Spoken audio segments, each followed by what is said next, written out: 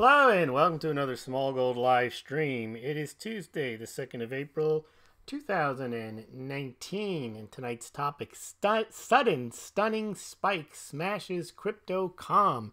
Is Bitcoin backed? Now there's some alliteration for you. Welcome Smaulgld, mug stackers, and game changers. Tonight we're going to discuss the stunning day for cryptocurrencies today. And also we're going to get into some Brexit news, some China news, news on the Mueller report, and of course some gold and silver news. But today was quite the day. And we've got a boatload of charts tonight to show you in the crypto space and also the gold and silver. But first, let's just take care of some housekeeping. I received very interesting instruction in the mail on money.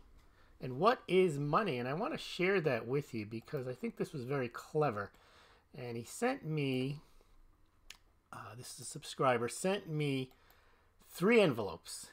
And the idea is to teach us about money. So the first, here's what I got in the mail. 3 envelopes. One said fiat money. The other said real money. And the other said crypto money. And I thought that was very nice. Of course, I'm interested in any money in the mail, so I proceeded to open them in that order. And in the fiat money one was a very nice example of fiat money, a somewhat crisp $5 bill, a good example of fiat money.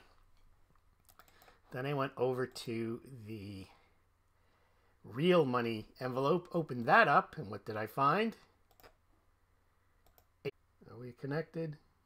Oh, we're back. It says reconnection successful.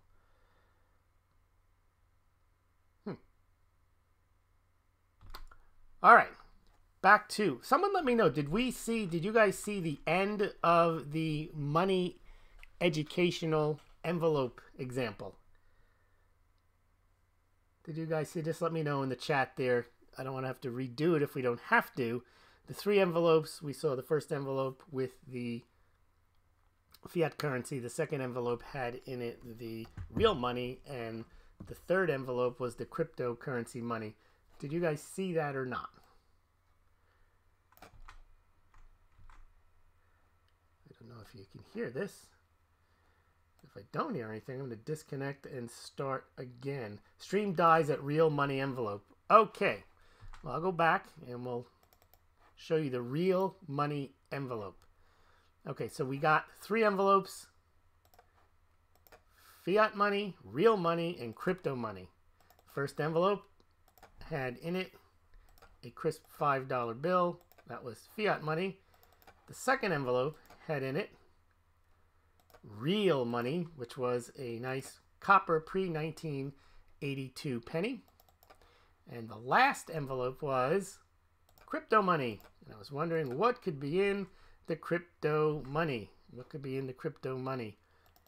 And we find out nothing's in the crypto money. There you go. Joke's on me. I got $5.01 and a bunch of air in an envelope from crypto money in there. But thank you very much indeed for sending me that very instructional set of envelopes. And thank you for the $5.01. Okay. By the way, that offer we talked about last night, the Austrian Philharmonic special, where you can get 20 Austrian silver Philharmonics for the price of 19. You could say you get one free. If you buy 19, then you get the 20th for free. However you want to look at it, you can say it's 5% off on each roll. But they are very nice looking coins. You can buy them through the site. Smaulgld gets a small commission. But the link will be below this BitChute, below this YouTube, and over in the chat as well. And these are very nice looking coins. They are minted by the Austrian Mint. I usually call up and get their mint numbers. I'll show you them there. They used to sell a lot more than they do now. I think VAT has kind of struck down their sales, value-added tax in Europe. Also, the price of silver has not helped. It hasn't moved much. And you can see there's pretty much a sharp decline in Austrian silver Philharmonic sales the past few years. pretty much mirroring the decline in U.S. Mint sales as well. All right, so if you're interested in those coins, please go to smaulgld.com or check the chat box for the link, or just go below this video. Now let's get now into what's going on in the crypto space, because this is a big deal. Now we had what I said, crypto.com was shattered. If you remember, I think it was a couple of days ago, March 27th to be exact, we talked about how gold, silver, crypto, and equity markets were showing little volatility. And we were just treading water. And it wasn't quite so strange for the equity markets or gold and silver to show limited volatility. But it was somewhat eerily too quiet in the crypto space. And we had done a poll, and we asked you Smaulgld mug stackers and game changers what you thought was going to go on. And we asked, gold, silver, crypto, and equity markets have experienced low volatility recently. Are they all set to skyrocket, all set to plunge, all set to do nothing? And the majority said all set to go in different directions. And that was the correct answer. Because while gold and silver and the equity markets have not really moved that much, cryptocurrencies certainly went in an entirely different direction. And today it was a big boom. Bitcoin topped $5,000 at one point. It happened overnight. The rally continued during the day, but Bitcoin this time moved first, and the others followed. And there was a sudden spike. You can see it nicely here. We'll see some more charts, but this is a Bloomberg crypto chart showing the big spike up. And some of you may know Eddie Vanderveld. He generally covers gold and silver for Bloomberg. But he was in an interview early this morning, and he made a nice comment. He said Bitcoin's a bit like the immortal undead. Every time you think it's dead and buried, it kind of jumps back out again. Yes, indeed, it did, rising significantly today. In fact, they think that I saw today, in the last 5 years, there's only been 5 days that have had 20% spikes. So today, depends on when they end the day or start the day, and when they measure it, maybe one for the record books. And I asked, is Bitcoin backed? Get it? Bitcoin's sudden surge propels it above $5,000.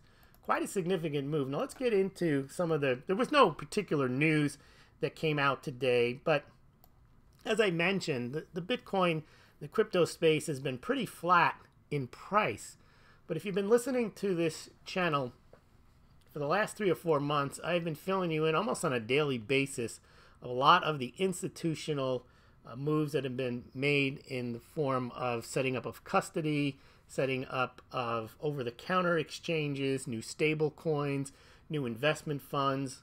And the price has done nothing. New innovations with Lightning networks, more ATMs opening, so many things happening, but none of it reflected in the price. And I think someone or some entity finally decided just to put their toe into the water and then just jump right in. And I think there was like an $80 million buy.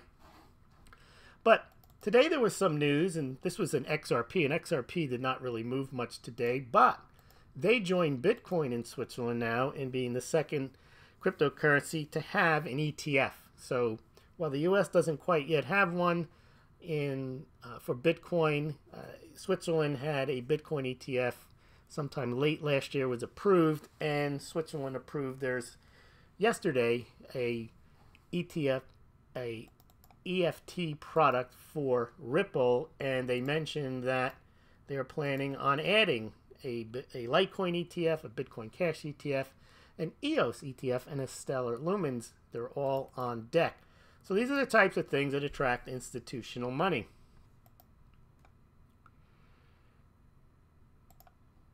More on the institutions. CoinCheck, this is in Japan. They launched an OTC crypto trading for institutions. This has been the big theme that we talked about all last year, the institutionalization of Bitcoin, which I believed would drive prices higher, as institutions missed out the last 7 or 8 years on any of these gains in Bitcoin, Litecoin, and the like, and also in any of the ICOs. All of that money that was raised in 2017, those mostly fraudulent ICOs, the $4 billion that went into them, they're all done mom and pop, people promoting on YouTube, ICOs, and Wall Street, Silicon Valley didn't get a dime of that. And they spent the last couple of years working with regulators trying to get regulation in place so that they, too, can participate in this. And as you know, if the people or the individual retail investor can drive cryptocurrencies that high in 2017, I'm sure Wall Street was thinking we can do a lot better than that. And that's been my thesis, that there is a Wall Street bubble coming in cryptocurrencies to take the place of the everything bubble, which followed the real estate bubble, which followed the .com bubble. I think that maybe Wall Street was hoping to get some type of carbon tax bubble and trade carbon products, but I don't think that quite panned out, so I think crypto is the next best thing.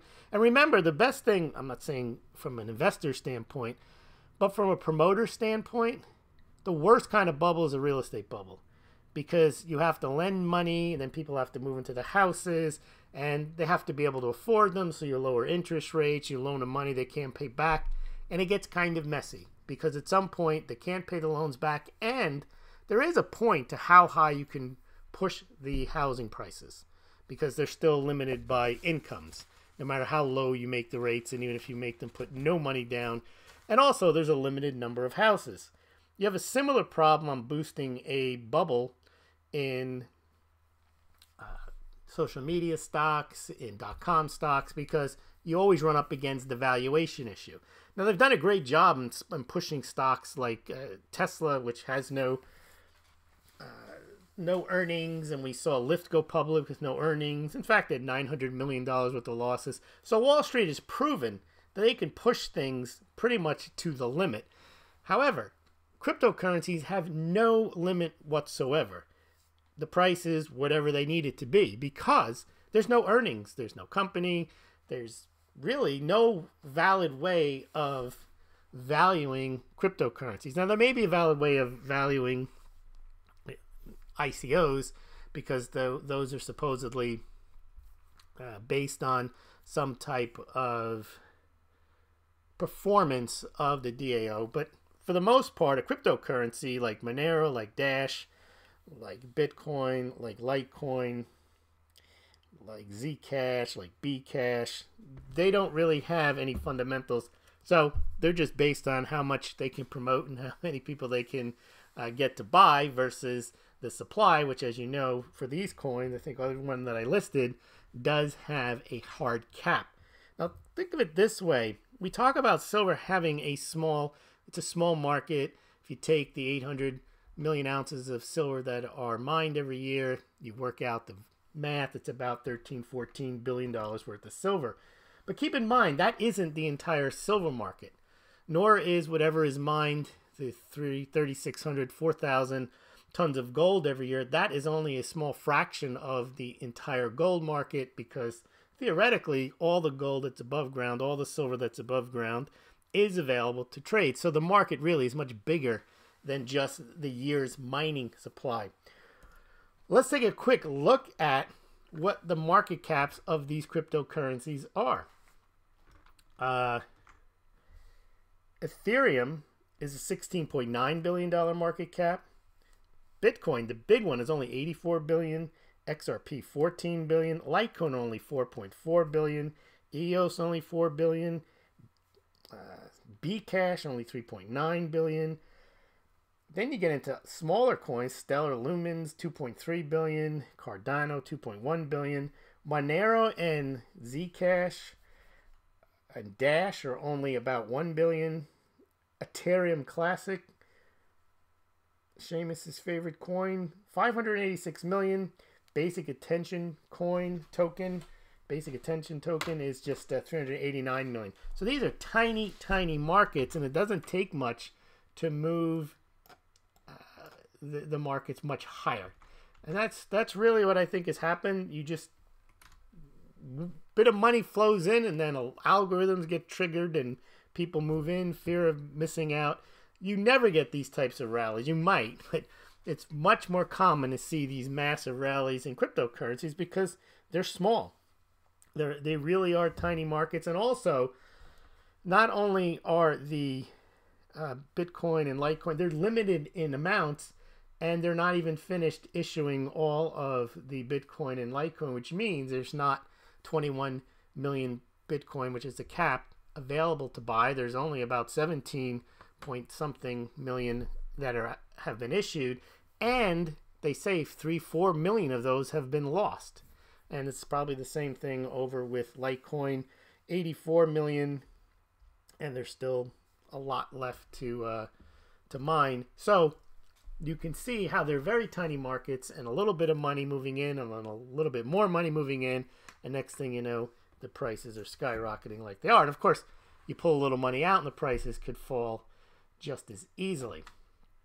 All right, what else do we have in story? So that one was another institutional trading, over-the-counter type market. Here you got Fidelity poaching one of Coinbase's institutional sales head. This is a big deal. People are not paying attention. One of the things I noticed is that people who follow cryptocurrencies don't really follow cryptocurrencies.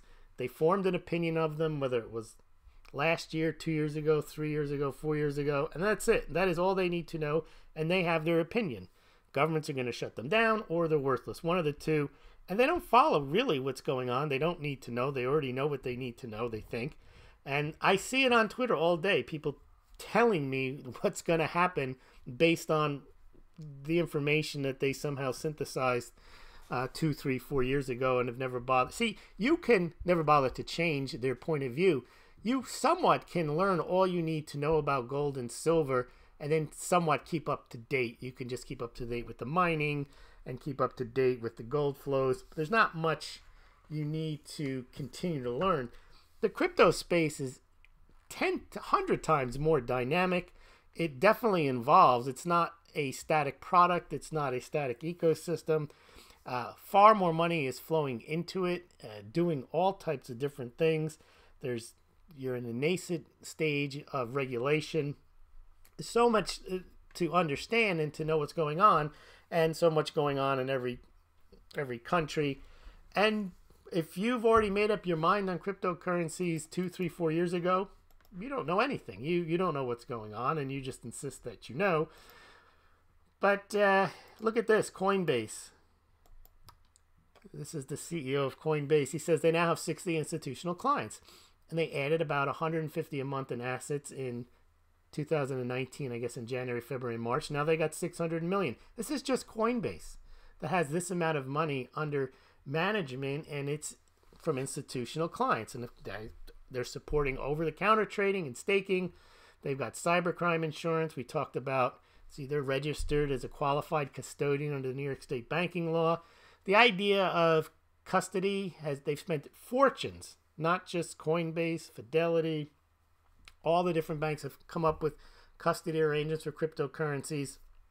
People who don't pay attention, they don't know any of this. That is no longer an issue, according to Bitwise, and I think according also to Van Eck, in getting their ETFs approved. The custody issue has been solved. They figured out what the relevant or requisite amount of insurance that you should have, how to store the assets so that you know that they're there. The issue right now is just getting the SEC comfortable with the trading markets and making sure there's market surveillance in place. And the companies that are involved in providing the market surveillance are NASDAQ, companies that are looking to promote trading platforms, involve the New York Stock Exchange. So this is no longer just the Winklevoss twins coming in as upstarts and with Gemini and trying to get a Bitcoin ETF off the ground. You have all the major institutions now looking to get their mitts on this, get it regulated, and start pushing it. And I would imagine maybe that the reason I say is Bitcoin backed, is that maybe there's probably not an ETF that's going to be approved in the next month or so, but I think Bakkt might get off the ground shortly. And also Fidelity is already off the ground, and ErisX, which is backed by Ameritrade, I believe that one is going to get started soon, which is an institutional trading platform. Kraken Futures, they're showing they've got now volume tops 150 million, and that's Litecoin, Bitcoin Cash. So those are newly added. And they've said they've seen a surge in trading volume in the past 5 weeks. So all these things are happening today. Probably a spark hit and boom, up we went. Interesting that Gold Money, if you recall, a few weeks ago, exited their crypto business. And you have James Turk here saying important upside breakout underway as Bitcoin finally hurdled above 4,200, rocketing from its 4-month base. Lots of overhead resistance, but it looks like Bitcoin has turned the corner, which is understandable. Then he says Bitcoin is, and you can't see it here, he says something like Bitcoin is better than fiat, but gold is better than Bitcoin. And I guess he has to justify that because they're out of the space. And Bitcoin soars as Gold Money exits its crypto business because Bitcoin is not as good as gold. Not quite sure, but all right, let's see what else we have. There's so much here. And again, none of these in the individual created this surge today. But I think it's this lack of volatility for months. The fact that it just didn't collapse to 2,000 like many thought. The fact that all this institutional money has been coming in. All of these infrastructure, storage facilities have been created. These trading platforms have been created. Futures, over-the-counter platforms, and then things that are coming potentially Bitcoin ETFs and the Bakkt platform, I think, have finally made people or investors start to put more money into the whole scene here. All right, let's take a look now at some charts. These are so. Here's the Bitcoin ATMs. We talk about this from time to time. The past year, they've more than doubled since 2018 as the price was falling. There are now more than 4,500 global Bitcoin ATMs. About 66-70% of them also dispense Litecoin. So you have that more of a retail adoption measure, but that also helps as well. Now let's look at some of these charts here. And Elon Musk, I mean, he's lost his mind. This is what he tweeted today. Dogecoin rules. I don't know. He's a strange dude, but Dogecoin is it's been around for a long time. It's in the top 30 or 40 coins. It was originally designed as a joke. It's somewhat like Bitcoin, and I think it has unlimited amounts, and it was meant for tipping, but it's actually got a decent valuation. So let's take a look at some of these charts of what happened today. Let's first look at Bitcoin. I'm going to show you the 1-week chart so you can see what we had been talking about. Look at that. It's just flat, and it's flat. If I went back a couple more weeks, you'd see the same thing. And then you see early this morning, boom, the thing shot up to 4,900. Depending on which, I don't know which exchange this is.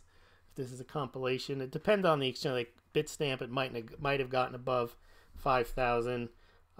But right now, the aggregate on CoinMarketCap is 47.83. But you can see Bitcoin took off first, and it really jacked up there. The second largest coin, Ethereum, did well, but not as well. I mean, it's all relative here. You can see that was pretty flat for a while. And then, boom. And right now, Ethereum's about $160. And that's up about 12-13%. Not as much as the Bitcoin, 16-17%.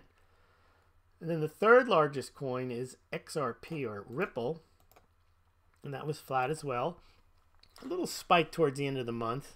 But then again, once Bitcoin led the sector today, no doubt about it. It went up first.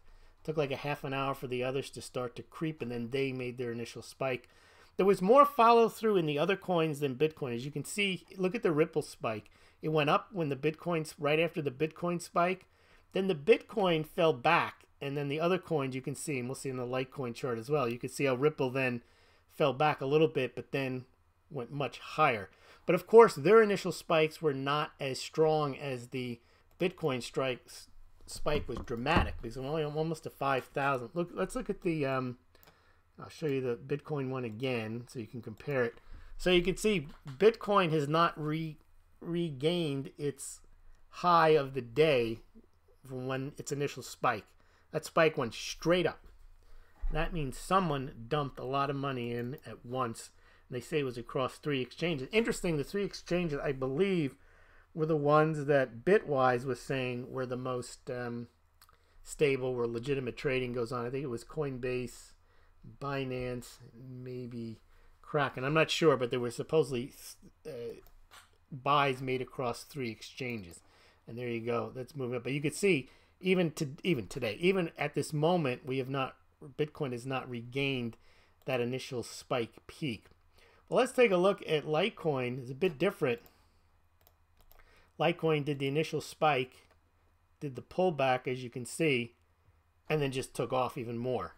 So Litecoin right now, I believe, has a gain bigger. Yes, Litecoin has a 20% gain right now on CoinMarketCap, and Bitcoin has a 15.25. At one point during the day, though, the Bitcoin gain was bigger.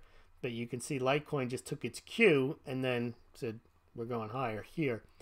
And you can see with Litecoin, it was flat for the longest time. That little spike on the 30th, end of the month stuff. But and EOS, same thing. Almost similar to Litecoin's initial spike, little pullback, and then just continued to move higher. That right now is up 15% as well at 481. And the next one in line is Bcash. Managed to move itself higher. Bcash had been way down, and you can see it was flat, and it had similar trajectory of Litecoin and EOS, but this one actually is up 28%. So it was the biggest gainer of the major cryptocurrencies today. Let's see, we got a couple more. I think we have Stellar, yeah, and we have Ann's favorite basic attention token. And you can see that the Stellar Lumens did somewhat like Bitcoin, but it actually managed to get higher, but didn't really take off after like Litecoin and EOS did.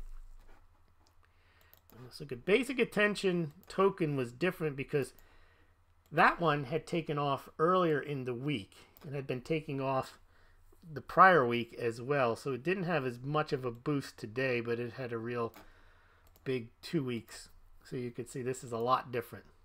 This one doesn't have a spike today, but it started moving higher a week ago, and it had been even lower the week before that. So it had that steady move up, and it spiked at the end of March, and it just continued to climb today, so it wasn't as big of a deal.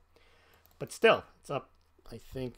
Basic attention token, where's that one? That one is up, 7.5%. It's not that it didn't go up today, just didn't go up like the rest of them. All right, I think we can move on now from cryptocurrencies and take a look at what's going on in gold and silver. For those of you into numismatics or general U.S. mint history, today is an important day in numismatic history. On this day, the Coinage Act of 1792 was passed, establishing the Philadelphia Mint and the decimal system for U.S. currencies. Before that, and until 1856, I believe, Spanish milled silver pieces of 8 were legal tender in the United States. That's how valuable they were and how accepted they were. And I believe George Washington lent a lot of his silver and gold to the mint to get them started. It was really a makeshift operation way back then. And that's also when they set the gold-silver ratio at 16:1. So back in 1792. Let's talk about what happened today. The gold price today, well, it's up $4.62, up 0.36. Not a bad day. Not a great day, but nothing to sneeze at, but still below $1,300. It's now at $12.92.16. Silver could not get off the canvas today. It managed not to fall below $15, but it closed at $15.10. It's currently at $15.08, so it is essentially flat over the past 2 trading sessions. And favorite part of the show for many, what did that do? Today's trading for the unsustainable, out-of-whack gold-silver ratio. Well, it went higher. It actually almost went to 87 today, but things, I think silver went up a little bit more and gold stabilized. So the gold-silver ratio went up a bit. Started the day around 85.31, closed around 85.63, and that's about where it is today at this moment. All right. Brexit. The pound's taking a beating, down to 130. It is still a mess. Theresa May thinks that we're leaving the European Union on March 29th, full stop. She must have said that a million times. Well, it is April 2nd, and Britain has not left the European Union full stop. And I think she went back and said, okay, well, let's try voting again on the same proposal that got voted down once before. That's not going to work. I think her ministers are of the, let's just get this over with and leave, no deal. And I don't think she likes that. She may call an election. They may try to extend Brexit. They may try to vote on another deal. They may want to have another referendum, which leads me to say, funny, none of the Brexit options actually include Brexit. They really try to avoid Brexit, do everything they can, and they can't even agree on how to leave because it's not, it would take an hour to explain this one, and it's not worth it. But it is a disgrace what's happened there, and Theresa May was not in favor of Brexit in the first place. She wanted to stay. She never should have been made prime minister after the other guy, the prime minister, that guy, he left. I can't even remember his name, but he wanted to stay too, and then he stepped down when the Brexit vote came in against him. She should have stepped down. They had a vote of confidence on her after the first failed vote. She passed it. I don't know why. And she's still there. And then she said, well, if you pass this next deal, then I'll leave. Well, they didn't pass it, so she stayed. It's hard to tell what's going to happen. Let's take a quick look at China. Now, we've always talked about China for years, about their massive debt, while all the gold pumpers keep saying China to crush the dollar and the United States has debt that is unsustainable. Well, China has got far more debt, and it's far more unsustainable and far more non-performing. Now they got the brilliant idea. They'll just bundle up the debt and sell it to investors. Well, good luck with that. The entire portfolio is probably underperforming or non-performing, and you probably could lose all of your money. Foreign investors without local expertise wade into the market for soured loan securities at their peril. I remember 10 years ago, there were Chinese companies that did these reverse triangular mergers where they would put their company into a formerly SEC registered company that had gone out of business but still had their registration filings. They just moved their stuff into there, pumped the price up, and then, oh, sorry, we don't have a business either, and they go out of business. I can't see how this debt can be viewed with any transparency as being worth pennies on the dollar, but they're going to try to sell, I think, $300 billion of it. Good luck. And finally, the Mueller report is coming. So they say. Now this is, I was going to put this under moronic, but it's really not moronic. It's just pure politics. The special counsel statute is very clear. The rules on what type of information you can disclose are very clear. You can't just turn over an entire report and include grand jury testimony. You can't just put in classified information. There's supposed to be redactions. The redactions can be agreed upon. They can be debated, but you can't just put in material. And there's a rationale, just quickly, for the grand jury. If you don't indict somebody, or they're just a witness and they're not even under consideration for indictment, to put in all that information can place those people in a bad light. The best example to give is what James Comey did to Hillary Clinton. That was so botched because, first of all, he's not in charge of whether someone should be indicted or charged or not. But what he did broke another rule besides making that decision unilaterally, was to explain everything that she had done wrong, but then not bring a charge. Well, the problem with that is that makes now her look like she should have been indicted because you've given all that information out there. Now, you may say, well, it's good now we have transparency. Well, maybe in that case, and I think this is where Comey was probably thinking he's above rules and regulations and procedures. He'd just throw it all out there. That's not how it's supposed to work, because you can imagine if you were charged with a crime, or you weren't charged with a crime, you weren't under suspicion for a crime, and they just lay out all the things that may look like you were maybe involved in the crime, but they decide not to charge you. Well, by putting all that stuff out there, you're second guessing the prosecutor, which is exactly what the Democrats want to do with Mueller. What about this piece of information? Why didn't he follow this lead? And there's a reason why it's illegal to push out grand jury testimony. Also, when you give grand jury testimony, you don't have a lawyer there. It's prosecutorial in nature, so they're trying to put the witness in a bad light, or they're trying to put what the person says in a bad light. And of course, if it comes out in public, how's that person going to defend what he or she said? So the idea is that it cannot be delivered, but they want the entire report. And if I saw Dershowitz saying if the shoe were on the other foot, and he's correct, when the Starr report came out, they actually passed rules on what you can put in the report, because you don't want this type of, and it becomes a witch hunt, because the idea of a process of a special counsel is the special counsel subpoenaed and spoke to 500 people, had 19 lawyers on it. They're supposedly the ones who are looking at it from an apolitical basis. That's debatable, but certainly if you give it to a congressional committee who has 100% open political basis or bias, well, then of course they're just going to be looking for information. And again, they're not prosecutors. They don't have prosecutorial power. Congressmen and senators don't have the powers of indictment.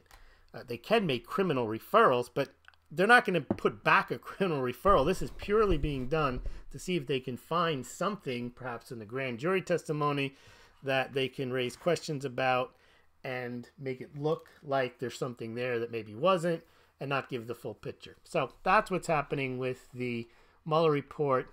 I would expect that Barr will put out something, no matter what he puts out. They love the idea that because if they don't get everything, they can always say, yes, there was some type of cover-up. We couldn't get everything that we wanted. There's still some questions. But I don't think that's going to work on the majority of the population. I think if you're of the mind, you've been convinced 2.5 years that Trump has done something wrong, well then of course, nothing will ever exonerate him. And if there's no information that someone didn't get to see something, well of course, that's the information that would have jailed him forever. But I don't think that people, the majority of people, are that incensed over a finding of no collusion, especially given that we know that the people involved in the Mueller investigation had every incentive to find something. And then there's always the point that, was there anything ever there to find, or was this whole thing a witch hunt or a hoax in the first place? And Republicans are talking about investigating that. So it's going to be interesting. We'll follow it. But of course, we'll be spending more time on the gold and silver and the cryptocurrencies and the economics. But let's see what you guys are thinking over in the comments. Maple Hedgehog is here, and so is Ann. Yep. Philip Quinn is here. Morning Mayan is here. Oh, Lisa, she's here. We showed your picture last night with the your cat and the Smaulgld mug that you had. And then it says we got disconnected. Cut off at penny. Okay. And Philip is saying he said this issue. Yep. And sold a stack of Litecoin too early. I guess you did if you sold it before today. Rod is here. Stream dies at real. Oh, he's very, I was very appreciative when he let me know that. Okay, you guys are talking to each other. Let's see what else we have. Maple Hedgehog. I don't understand how a $19 billion Bitcoin industry goes that much that quick. I just don't understand. Or maybe I can help you out here. First of all, if you believe what people say, if they're hodlers, there's not a lot of real Bitcoin available on the market at any one point to actually buy. So you can buy from miners in the over-the-counter. But if you really want to make a real buy and actually take delivery of Bitcoin and put it in your custodial account, your cold storage, whatever an institution wants to do, there's not that much out there. Remember, there's probably 13 million tops that are out there right now, given the ones that have been mined, maybe 17 million, and the ones that have been lost.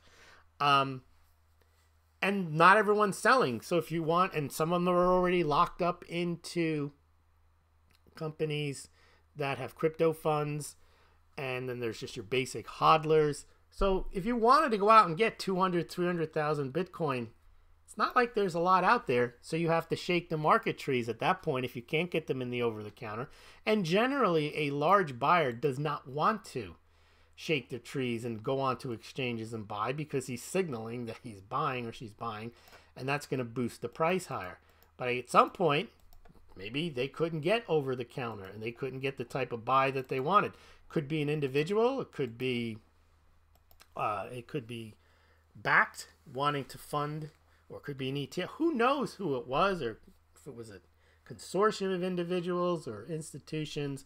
But if you want to buy a large amount, it's not the market cap that you have to worry about, that it's $19 billion, and it's not $19 billion. The total market cap is about $85 billion. But I understand your point, but it's how much of that $85 billion is available for sale at the current market price. So take the hodlers and the money that's in, the Bitcoin that's in institutional storage. There's not a lot out there. There's probably a couple of million maybe that are available for sale, unless the price spikes, and then all of a sudden the hodlers say, "Oh, I'm out of here. Thank you very much. I'll take my 20% gain today." And that's why I think the price goes. And now, if you're talking about you get interest in one of these obscure coins like Ann's Basic Attention Token, or Stellar, or Cardano, or Monero, or Dash, these are even smaller. These are like 2 or 3 billion, 1 billion, few hundred million, and you get $200 million worth of interest in one of those coins, it's gonna skyrocket. I'm not saying that you will get that interest, but you might. So that's how you can explain it. Whereas silver, it's definitely a small market, but because of the paper contracts, and actually there is a lot more silver out there than $13 billion worth, that's why silver won't rise 20-30% most likely. It might on some type of shortage, but we don't have any hint of that right now, or hint of shortage. It might rise on that, or some type of financial calamity where both gold and silver go rising. All right. Japanese train system speculating accepting crypto payment when that news came out. I didn't hear that. That's what Pablo says. Maple Hedgehog, Wall Street bubble and cryptos. That makes total sense to me. Get in, pull the profits out, and let the bubble float around. That's my view. It's not a pump. It's not. It's not saying buy, buy, buy. I'm just trying to think the way Wall Street thinks, Silicon Valley thinks. They see this big money pit that they didn't have anything to do with, and they couldn't touch it. They weren't allowed to. I think people say, "Well, Institute, they could have gotten in whenever." No, they can't. If you're a professional money advisor like that Edelman guy, who's the #1, he's very interested in crypto. But unless there's certain 40 Act structures in place for them to store the money, to hold the money, the Bitcoin, they can't do it. And ETFs is another way. They're not allowed to invest in certain types of securities or assets. Now, some institutional investors will put their money into these funds that are available to accredited investors, but it's not as mainstream. And there is now, and you saw it, the Coinbase thing I showed you earlier today. They have 60 institutional accounts. I know Fidelity launched theirs earlier this year. They said they have a select number of trial accounts. So the more you have regulation, the regulation actually somewhat undermines the spirit of Bitcoin. But it doesn't prevent Bitcoin from carrying on outside of the institutional scheme. It just provides a methodology, a regulated environment for the institutions to participate as well.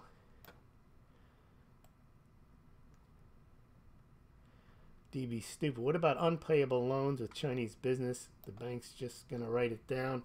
Yeah, that's what happens in China. they just write it down or they loan them more money. It's unbelievable what they do in China. All right. What else do we have? Morning Mayim's going to get a drink right now. I'm getting a drink right now. Fill that Smaulgld mug. All right. What else do we have? Anything else? You guys are chatting with each other. If you got a question, you call me out. I know that. Discussing your trading platforms. Here we go. Maple Hedgehogs. It's interesting. Thanks. Oh, and Pablo's got the link here. Japan's biggest, I'll read it for you guys. Japan's biggest railway plant to accept crypto. Well, that's interesting. It's a very nice find there. And it says that, oh, they got pictures of, it's considering the integration of crypto assets like Bitcoin.